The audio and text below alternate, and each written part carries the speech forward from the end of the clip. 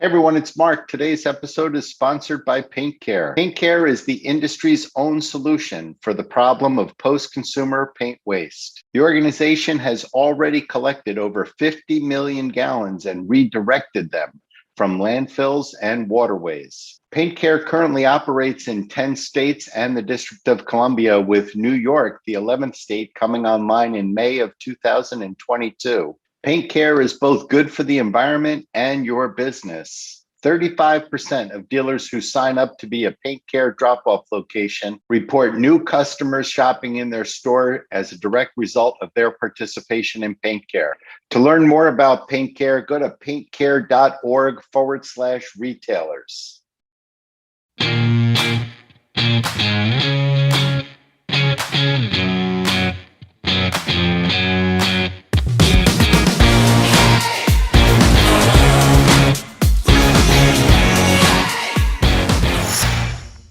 Hey everybody, thanks for joining me today. With me today on my podcast is Gina Schaefer. Gina and her husband are the co-owners of A Few Cool Hardware Stores. That's an Ace dealership in Washington, D.C. They have 13 stores in the Washington metro area. That includes Baltimore, Maryland, and Northern Virginia.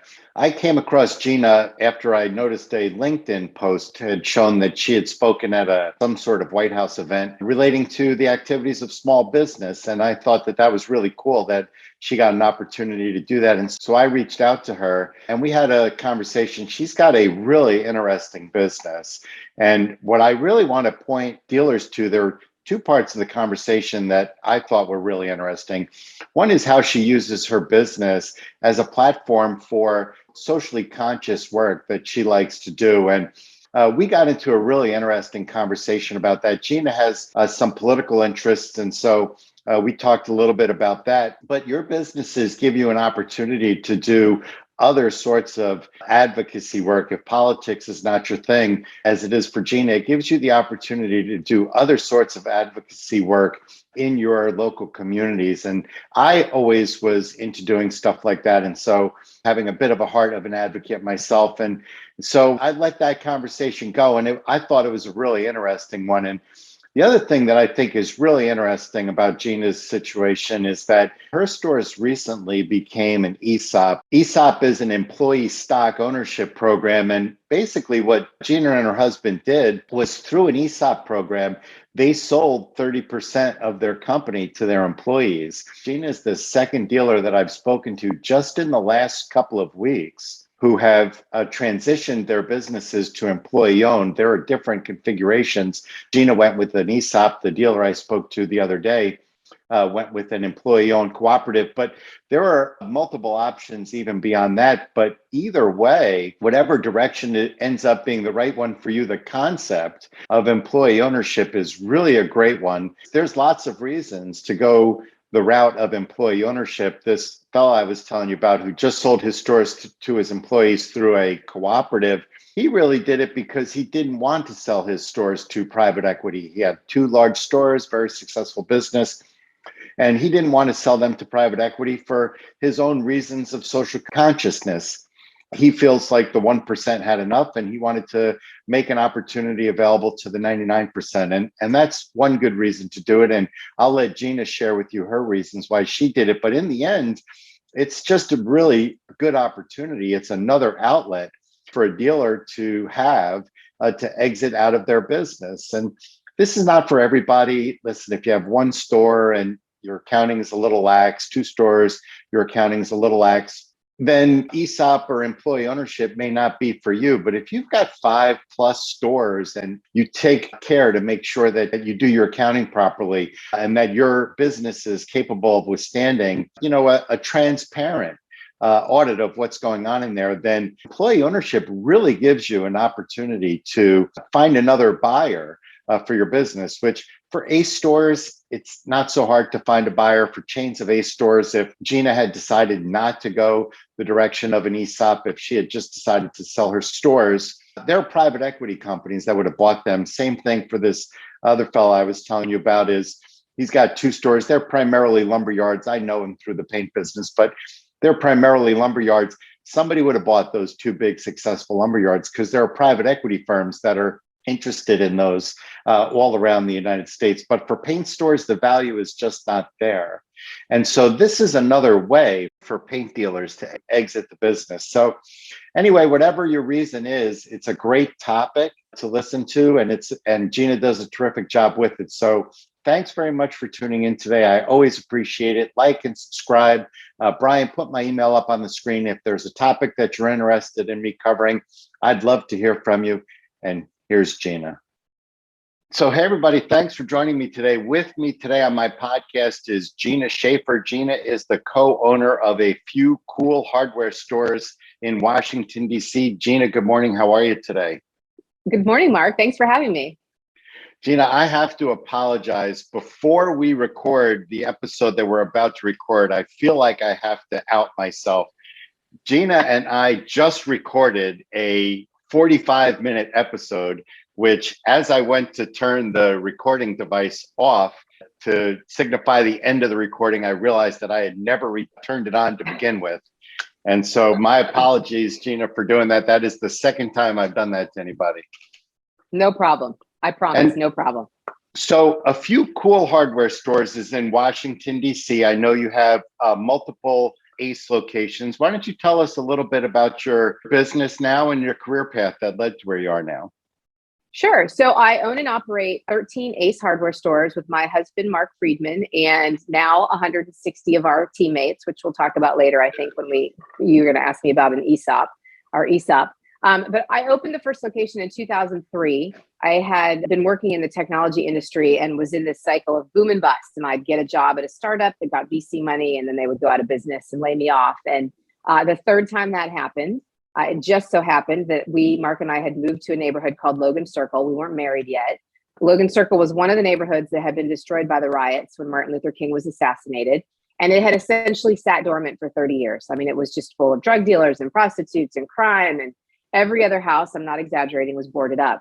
And I bought a condo there. I worked with a real estate agent who said, hey, this is the only place you can afford. And I cried a little bit. And then I moved to this neighborhood that became very near and dear to me. And then Mark, when we got married, and everybody wished we had a hardware store. And so the third time I got laid off, I said, well, I need a job. I've always wanted to own my own business. The neighborhood needs a hardware store. And a beautiful combination happened. And so now we have 13, like I said, we have about 260 teammates.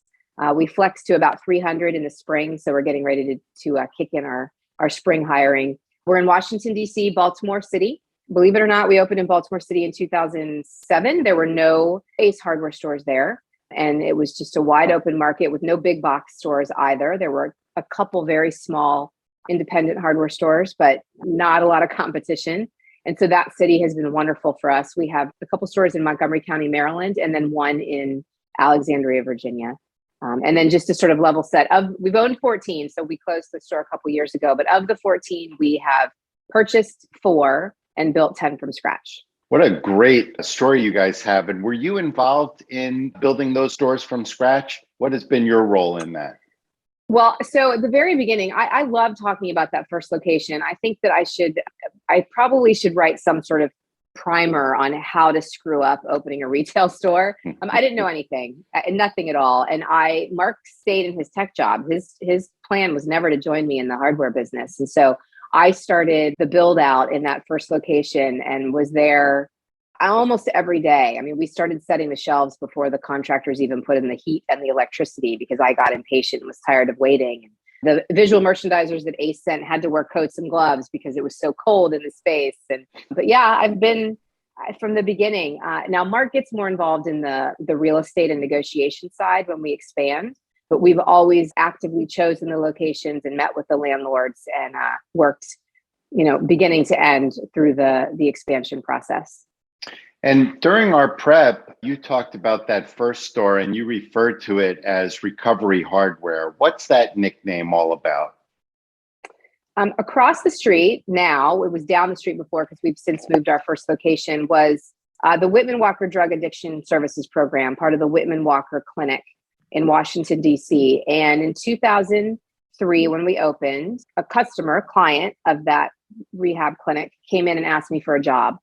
And I said yes. And he started working with us. And then he brought a friend who brought a friend who brought a friend. And The next thing I knew, we had this wonderful team that was very much comprised of people who were in some sort of drug or alcohol addiction program. One of those employees, whose name is also Mark, came to me about 8 years later and said, in the community, we're known as recovery hardware. So it was a badge of honor for me, proud moment for the store. It really meant to me that we were building a culture that was truly part of the community and was doing something good. So that's it. And that neighborhood, I know that Logan Circle neighborhood, that neighborhood has recovered quite a bit. Open your store there as well. Yeah, it is very much night and day from when I first moved here in 1995. I mean, it's the amount of progress and growth has been remarkable. And so you've used your status as a locally owned business for other socially active activities in your neighborhoods, particularly around you. Why don't you talk a little bit about that? Yeah, I think probably besides sort of inadvertently hiring folks from the recovery community, we are inundated with politics in Washington. I always say you can really put blinders on and avoid it if you want to, but otherwise there are so many ways to get involved. And in 2010, 2011, I started getting involved with an organization called Businesses for a Fair Minimum Wage to try and get the federal government to raise the federal minimum wage. So a lot of people don't know this, but about 20 states in the United States still operate under the federal minimum wage guidelines, which is $7.25 an hour. And say what you will, nobody should have to live on $14,000 a year. And that's essentially what the federal government allows to happen by this law still being on the books. And so I started giving speeches with some congressmen, congresswomen, and senators at that time to try and get the wages raised. You know what's happened since then. The federal government hasn't changed it. And so cities and jurisdictions have made our own laws. Right. And the market has, of course, brought its own decision on what it thinks of the federal minimum wage. Obviously, there's nobody listening to this now who owns a paint, hardware, or lumber yard who thinks that they have any chance of hiring somebody for $7.25 an hour. No, I don't think so. You're absolutely right. And so it's time for that law to change. It might not be enough now to get to 15, but we have to start somewhere. And the phased in approach that we've done in Washington, D.C. and in Maryland has been much more comfortable as a business owner because you know what's coming. There's so many unknowns in the business. And even if it's an added expense, you know it's coming, and we were able to phase it in. So one of the most vocal ways that we've been active in the community is by advocating on behalf of ways raising the federal minimum wage and the local jurisdictions. The second way we've been really involved, and I should probably say I, not we in this case, I wrote my team into all kinds of things, but I'm on the board of a national organization called the Institute for Local Self-Reliance. ILSR is an incredible nonprofit that operates in the research space. We do a lot of thought leadership and research and advocacy for broadband access, composting, alternative energy, and then one of the verticals is small business and the small business community, which is what I've been the most involved in. Most recently working on antitrust and monopoly legislation and laws that we're trying to move through legislation now. So, you think about historically the bells, for example, when they were broken up, or some of the other anti-monopoly laws that we've enforced in this country, they kind of have gone by the wayside. And now with big tech changing the fabric of business and how it looks and feels, some of those laws really need to be reinstituted. And so there's been a big push in the last couple of years. And so that's the second national way that I've been involved. And so it sounds to me like you let your business help you find a platform of social activism nationally. What would you say to retailers who are looking to use their business to be more involved locally? How would you suggest that they go about doing that? I think, lots of retailers do this in a lot of ways. They may be involved with the Little League or the Girl Scouts. That's a great way to start, even if you're not doing something like that. And if you're not doing something like that, or if you're not passionate about that, someone on your team probably is. There might be a dad that coaches Little League, or a mom that's active at a homeless shelter, or somebody on your team who's going to get excited about doing something in the community. And it always reflects back positively on the business when there's some sort of community involvement. You can start to layer on then ways to get involved, getting involved in a community or association. Maybe there's a Main Street program in your neighborhood. And the more involved you are, I think the more opportunities come to you to get involved, and the more visibility you have to your business. I don't think those things do not operate independently. I want people to know that we are a locally owned, community serving business involved in the community, because the big boxes aren't, and the nameless online retailers aren't. And so I want people in the neighborhoods to remember that we are. And I want to do a lot of really great things in the community. So if somebody wants to just work on local, there's all those options. I agree. The community involvement is really such a great way for retailers to show the people that are supporting their business that we're not just locally owned, we live as if we're locally owned. And so we want to be involved in the areas around our business and in what happens around our business. For me in the Bronx, there were a number of homeless shelters. I always made sure that I was involved in the work that they were doing. I was always willing. Not so much politics is not my thing. I hear that you have that bug. That was never my thing, but I was always good at writing letters. And so I was willing to, if we were involved in something that was more socially conscious, was my sort of issues, but that a lot of times that requires a letter to a congressman or 100 letters to congressmen. And I was always willing to do that. And you're right, the status that owning a successful local business gives you the platform to be able to do that. And so retailers looking to make a difference and really show what it is to be locally owned, they have that platform if they want it. Politicians at any level, they can't do what they do unless they truly understand what their constituents are doing and what their constituents are going through. And I've heard from the most local politician through people in the president's office that they need to hear from retailers and business owners because they don't truly understand what it's like unless they were a business owner prior to going into politics. And that's not always the case. And so I've realized over the years that it's not me being obnoxious or super vocal about something, or it's an educational process. I hope to educate our elected officials on what it means to be a small business owner or work in a small business or live in Washington, D.C. They want to hear from us. And so I feel like it's our duty to let them hear from us. And particularly on a local level, I had served on a school board in a pretty large school district. We had about 30,000 people that lived in our district. You'd be surprised. That's not students, that's people that lived in the district. Okay. But you'd be surprised how few interactions you get when you're on a board that's managing a district of 30,000 people, right?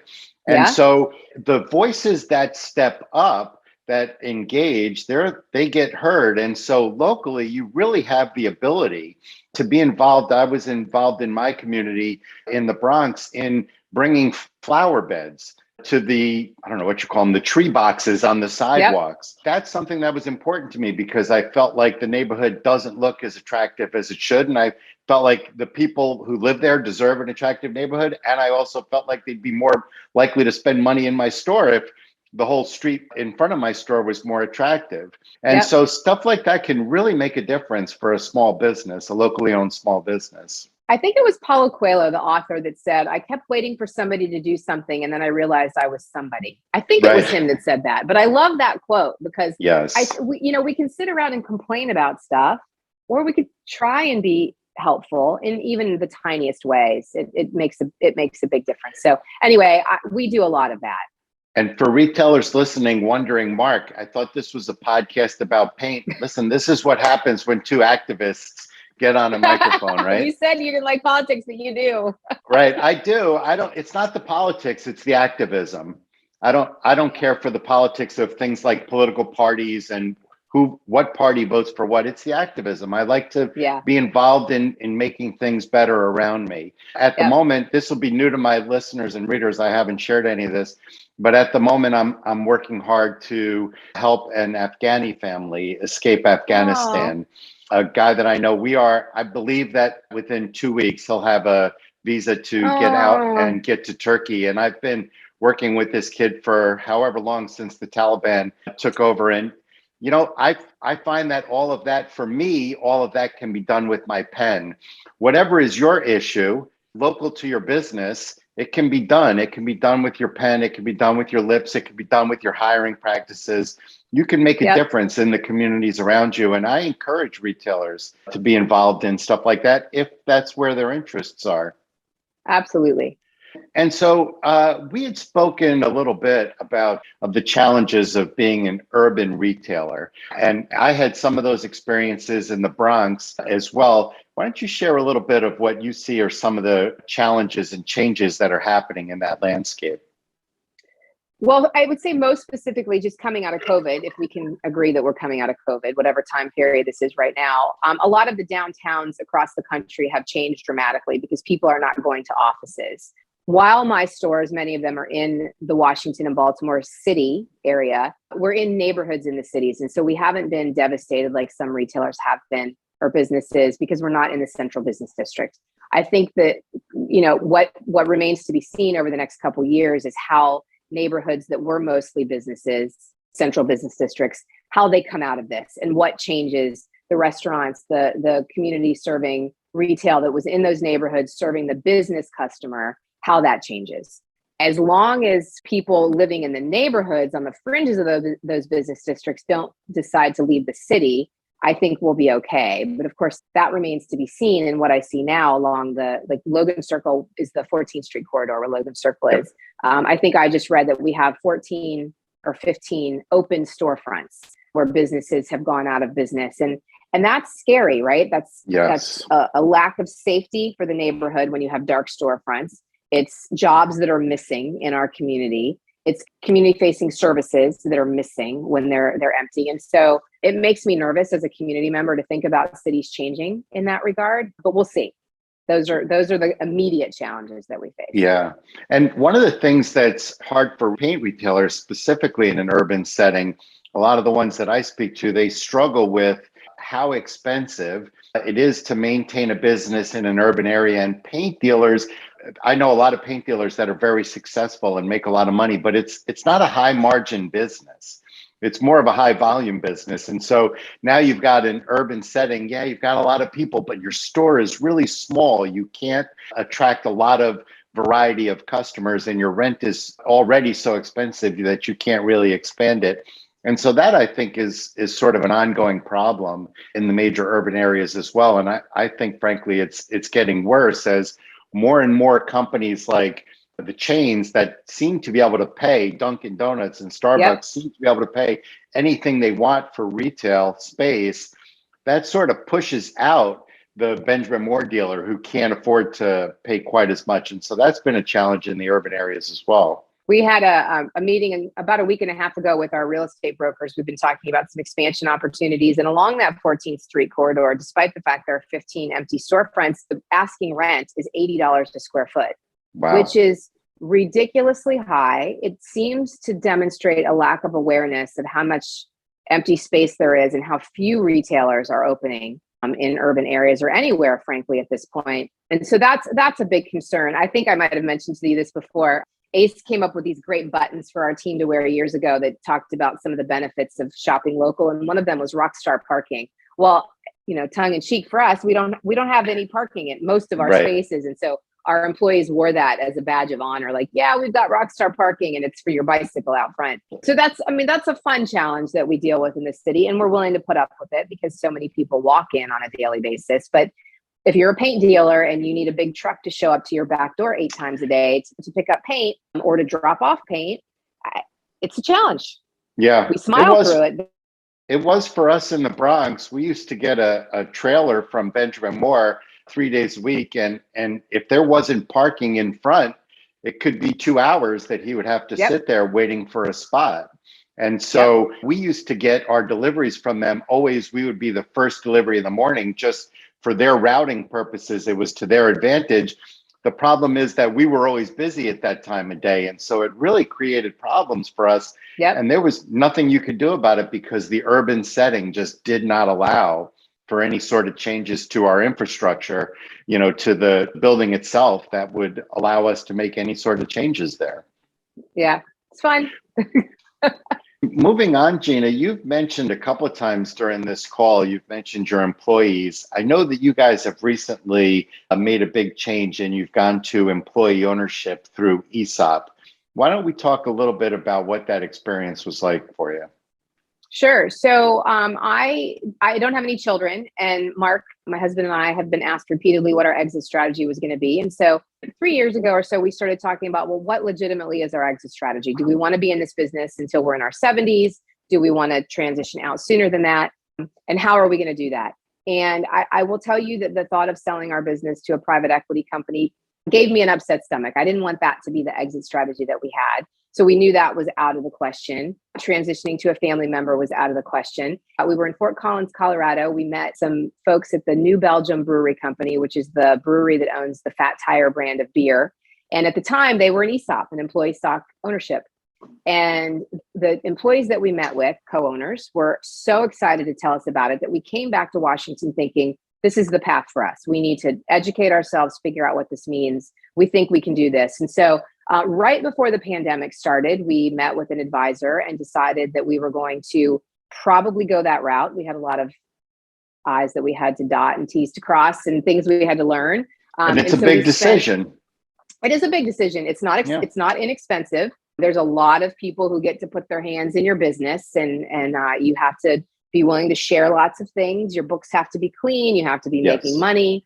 You have to have a strong culture. I mean, you could have a good business with just an unhealthy corporate culture, and that's not necessarily a good reason to transition. So we figured out that it was going to be perfect for us. We had a healthy, bottom line. We had a great culture. We were able to put the team around us that could help us create it. A lot of people don't know this, but the Department of Labor regulates ESOPs. And so once you go through an independent valuation and hire the team that you need to help you with the transition, everything goes to the Department of Labor for approval. And that's to make sure that, everything is legit. The owner's not taking a whole bunch of money out of the business and then leaving the future owners, the team, high and dry. And so we started. So in July, we sold 30% of the business to an ESOP, which is essentially, thanks, acts as a trust. We've always banked with National Cooperative Bank since the second store that we opened. So National Cooperative Bank was the bank that provided the funding to help us with the 30% that we have sold initially. And so ESOPs, as well as employee-owned cooperatives, and there are a few other sort of ways that you can set these things up, are really a great opportunity for dealers to get out of their businesses and get some sort of fair value for them. And particularly, I'm speaking to the paint dealers who have fewer options. Gina, you can sell your stores if you wanted to. You said you didn't want to go, selling it to some sort of investment firm. There are companies that'll buy 10, 12, 13 and bigger ACE stores. There are companies that will buy, investment firms that will buy lumber yards and sort of roll them up onto one brand. But there really is not a viable exit strategy like that for paint retailers. And so I'm starting to talk a little bit. I know a paint retailer recently who went with employee-owned cooperative as an exit strategy. And I do think it offers dealers another opportunity. I think as business owners, we owe it to ourselves and our team to explore what these options are. I mean, some of the like private equity, it seems super easy, but there's some other really great ways that one might make you feel better, two might be more aligned with your culture, and three may in the long run give you and your team more money than you would have had you gone what a lot of people would consider a more traditional route. So you can also be transitioning a family business to a family member and form a worker co-op or an ESOP at the same time and have the family member be a part of it or hold a portion of it. Mark and I still have 70% of the business. And if we decided we wanted to sell that 70% to somebody else or not sell it for 20 years, we can do that. Now, that's not what we're planning to do, but we could do that. So it gives you a lot of flexibility and a lot of options. And there's multiple reasons why somebody who owns a business would go in this direction. I heard somebody do a presentation on one of these employee-owned cooperatives recently, and he did it because he felt like the 1% have enough. And so for reasons of basically social conscience, he could have very easily sold his business to a private equity firm, like you say. But for reasons of social conscience, he felt like, I'd rather put this in the hands of the 99%, the 1% already have enough. But whether that's your reason or just, hey, the 1% can't have enough and I want to be part of them and I want to sell my business, it still gives you another opportunity, another entity that you can sell your business to.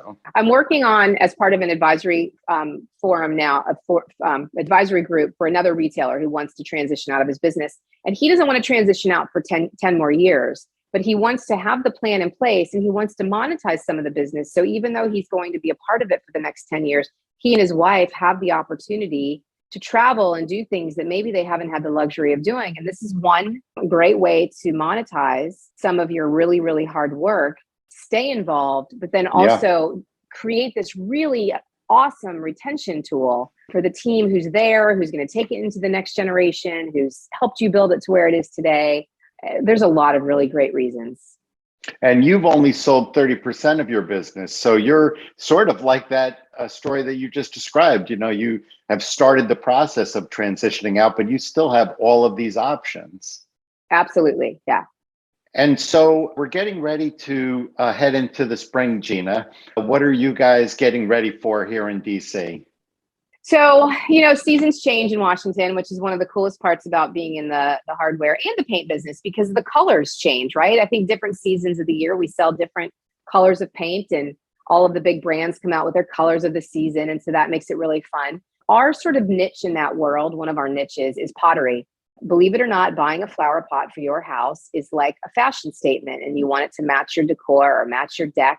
So we have over $1 million business in outdoor and indoor pottery. And this time of year, even though we sell it all year round, this time of year, the pallets and pallets of the stuff just starts coming in the back door. And we get so excited to see the pottery, because that means that the live plants are shortly behind it. And then some of the other vendors that we buy for that ship seasonal things. So it's just, this year in particular, too, we're going to reopen our stores to the events that we have hosted in the past: big garden parties, ladies' nights events, pop-ups on our sidewalk with makers markets. We're really looking forward to welcoming the public back in a much bigger way than we've been able to do for 2 years. So, well, I hope it continues to stay healthy for everybody who's listening for this here in Connecticut, and it sounds like in DC as well. Life is starting to return back to normal for us. And so I hope that continues for you, Gina, and that you guys have a really successful spring. Thank you so much. Gina Schaefer, co-owner of a few cool hardware stores in Washington, DC. Thank you for making the time twice to be on my show today. I really appreciate it, Gina. I'll be back, I promise.